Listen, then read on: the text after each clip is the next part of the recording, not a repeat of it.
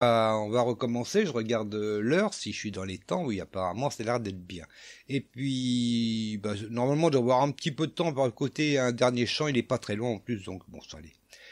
Alors, on en est donc, on va d'abord appeler la question de notre ami Petrou de l'Éternel sur Twitter, je vous la rappelle. Que signifie Céphas? C-E-P-H-A-S, voilà. Que signifie Céphas? Alors, est-ce que ça signifie pierre, sable, roc ou instable? Alors, est-ce que les tutos vont vous aider? On va voir ça. 60% ont répondu pierre, 15% sable, 20% roc et 5% instable. Alors, est-ce que ça peut vous aider? Je n'en sais rien du tout. Martine, t'as une petite idée, toi? J'ai une petite idée. Ah, une petite idée. Bon. Est-ce qu'il y a les tutos TED? Pardon? Est-ce qu'il y a les tutos TED avec leur pourcentage? 60% pierre, 15% sable, 20% roc, 5% J'aurais plutôt tendance instable. à dire la première réponse, moi. Ah, peut-être. Donc, les tutos t'auraient aidé, quoi. Donc, 60%. Ah on sait pas, on va voir ça à la fin de l'émission. Et puis voilà, et puis c'est tout. Allez, maintenant on va écouter le chapitre 14 de Révélation, ou de l'Apocalypse, comme vous voulez. On l'écoute tout de suite, c'est parti.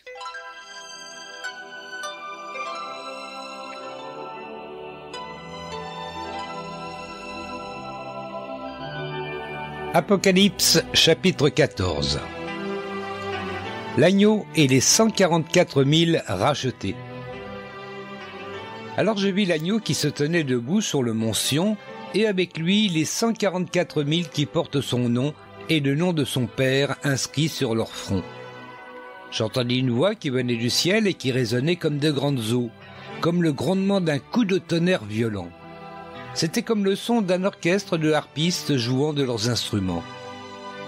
Tous ces gens chantaient un cantique nouveau devant le trône, devant les 4 êtres vivants et devant les vieillards. Et ce cantique, personne ne pouvait l'apprendre, excepté les 144 000, les rachetés de la terre.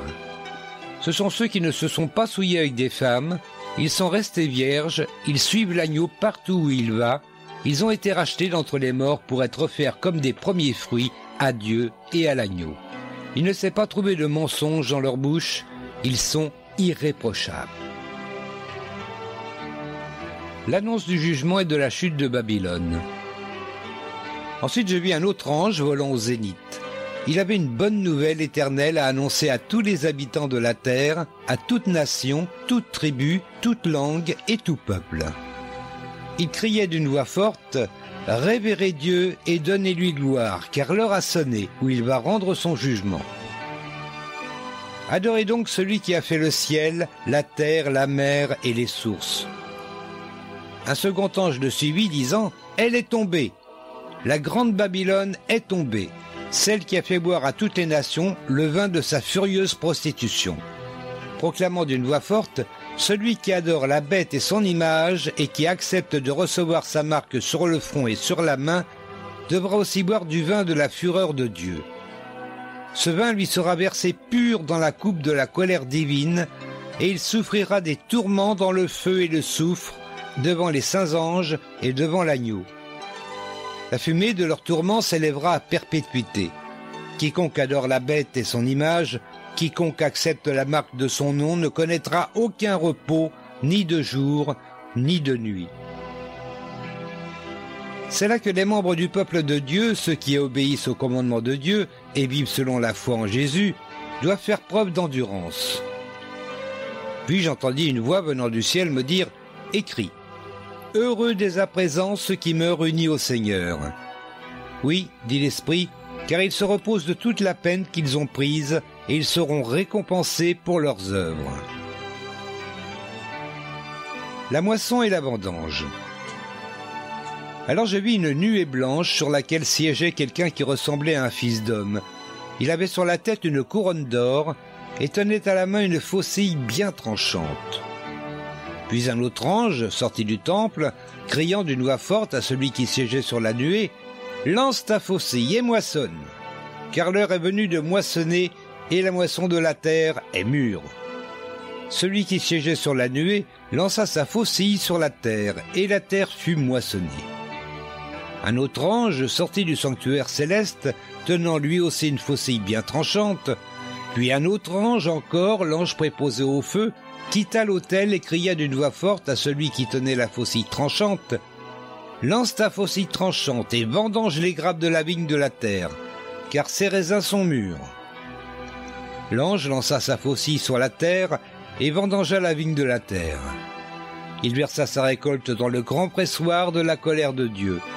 On écrasa les raisins dans le pressoir hors de la ville. Le sang sortit si abondamment qu'il atteignit la hauteur du mort des chevaux sur une étendue de 1600 stades.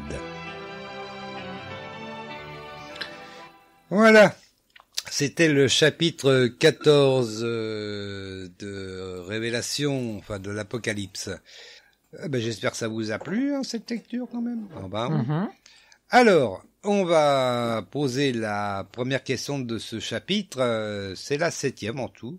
Alors, les 144 000 portent le nom de l'agneau, de Dieu ou des deux, hein. Les 144 000 portent le nom de l'agneau, de Dieu ou des deux. 10 secondes.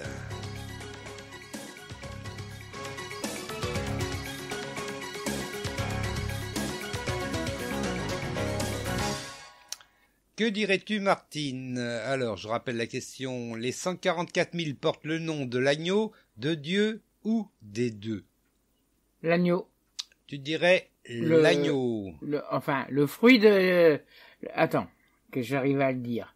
Les premiers... Non, ça va pas ce que je veux dire. L'agneau, oui. L'agneau. Eh ben, on va voir ça. C'est au premier verset. Donc, on lit que le premier verset, là, dans cette partie de l'émission. Je suis pas dessus. Alors, oui, effectivement, je crois que c'est les deux. Alors, je suis descendu trop bas.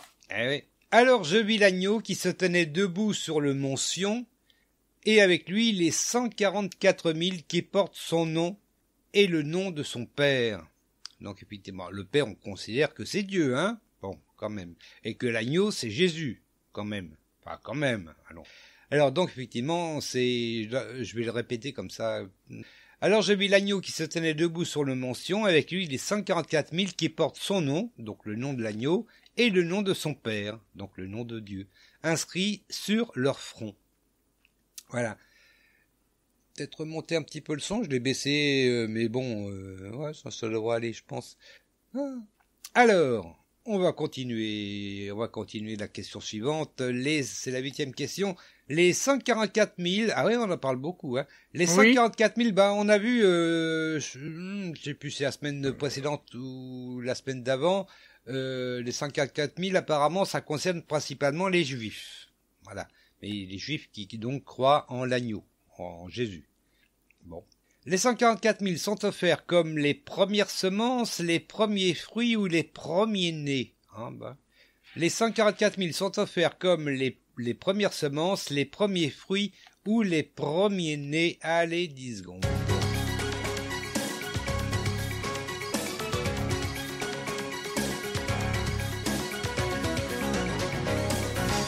Comme les premiers fruits à Dieu et à l'agneau. Exactement, les premiers fruits. Eh ben oui, c'était la bonne réponse. Voilà pourquoi je me suis planté tout à l'heure. Ah ben oui. Alors, donc ça c'est au verset 4. Non, 4. Du 2 au 4. Par contre, je vais lire du 2 au 4, oui, exact. Alors, j'entendis une voix qui venait du ciel et qui résonnait comme des grandes eaux, comme deux grandes eaux, comme le grondement d'un coup de tonnerre violent. C'était comme le son d'un orchestre de harpistes jouant de leurs instruments. Alors Jean, dans ces mots-là, essaye de décrire ce qu'il ressent, ce qu'il entend, ce qu'il ressent. Mais à mon avis, c'est pas tellement évident parce que les sons qu'on entend, je pense, dans le royaume de Dieu, sont trop différents de ce qu'on peut entendre sur Terre. Donc là, il prend des éléments qu'on connaît pour essayer de décrire ce que l'on ne connaît pas, en fait, en gros, hein, pour résumer. Oui. Alors je vais le répéter, tiens. J'entendis une voix qui venait du ciel et qui résonnait comme de grandes eaux, comme le grondement d'un coup de tonnerre violent. C'était comme le son d'un orchestre de harpistes jouant de leurs instruments. Tous ces gens chantaient un cantique nouveau devant le trône. devant les 4 êtres vivants et devant les vieillards. Et ce cantique, personne ne pouvait l'apprendre excepté les 144 000, les rachetés de la terre. Alors on va voir que pour être les rachetés de la terre, c'est pas donné à tout le monde. Vous êtes prêts? Non. Ce sont ceux qui ne se sont pas souillés avec des femmes, ils sont restés vierges. Ils suivent l'agneau partout où il va, ils ont été rachetés d'entre les hommes pour être offerts comme des premiers fruits à Dieu et à l'agneau. Il ne s'est pas trouvé de mensonge dans leur bouche, ils sont irréprochables. Ah, la barre elle est haute, hein? Pas le cas de tout le monde. Ah bah c'est le cas de pas grand monde, bon, je sais pas. Alors peut-être maintenant que Dieu n'a peut-être pas les mêmes critères que nous, je ne sais pas. Mais la barre elle est très haute, hein. Bon. Ah bah sur ce, on va aller à la question suivante. Déjà que je la retrouve. Ça y est, je l'ai retrouvée. Le troisième ange parle... attention. Le troisième ange parle du péché de Babylone ou de la marque de la bête. Le troisième ange parle du péché de Babylone ou de la marque de la bête. On va se mettre un petit 10 secondes, voir au moins ça, je pense.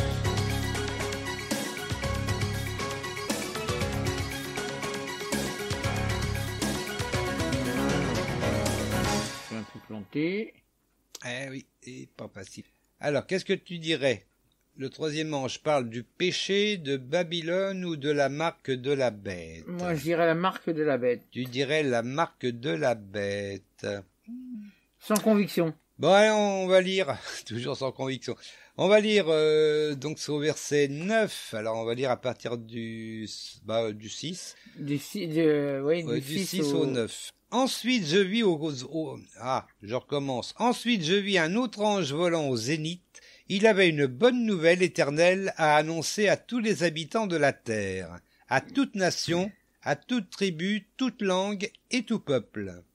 Il criait d'une voix forte, « Révérez Dieu et donnez-lui gloire, car l'heure a sonné où il va prendre son jugement.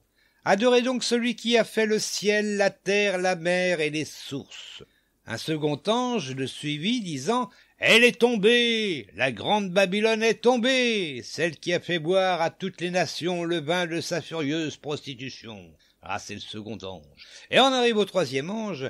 Un troisième ange les suivit, proclamant d'une voix forte, « Celui qui adore la bête et son image et qui accepte de recevoir sa marque sur le front et sur la main, devra aussi boire du vin de la fureur de Dieu. Ce vin lui sera versé pur dans la coupe de la colère divine, et il souffrira des tourments dans le feu et le soufre, devant les saints anges et devant l'agneau. » Oh, j'étais obligé de dire les deux parce que ça faisait suite, je pouvais pas couper non plus.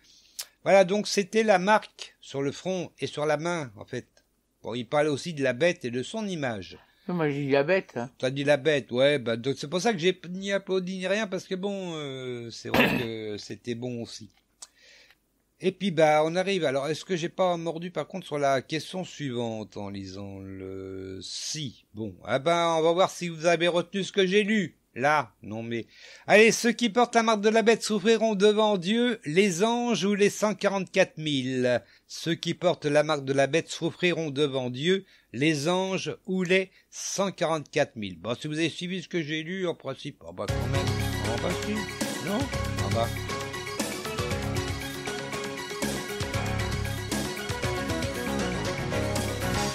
Devant les saints anges et devant l'anneau de Dieu, devant l'anneau. L'agneau. L'agneau.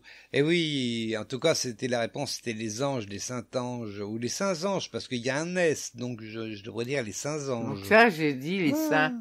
Les saints anges. Donc ça, c'est au verset 10, je l'ai lu, c'est pas grave, je vais le relire, attends. Alors donc, c'était la suite du neuvième verset. Devra aussi boire donc du vin de la fureur de Dieu. Ce vin lui sera versé pur dans la coupe de la colère divine, et il souffrira des tourments dans le feu et le soufre devant les saints anges et devant l'agneau. Voilà. Oui, c'est rigole pas, là on va terminer donc le verset. Alors attention, bon. C'est la 11e question. Alors, terminons ce verset. Heureux les débonnaires, heureux les simples d'esprit, heureux ceux qui meurent unis au Christ. Alors quelle est la bonne réponse ?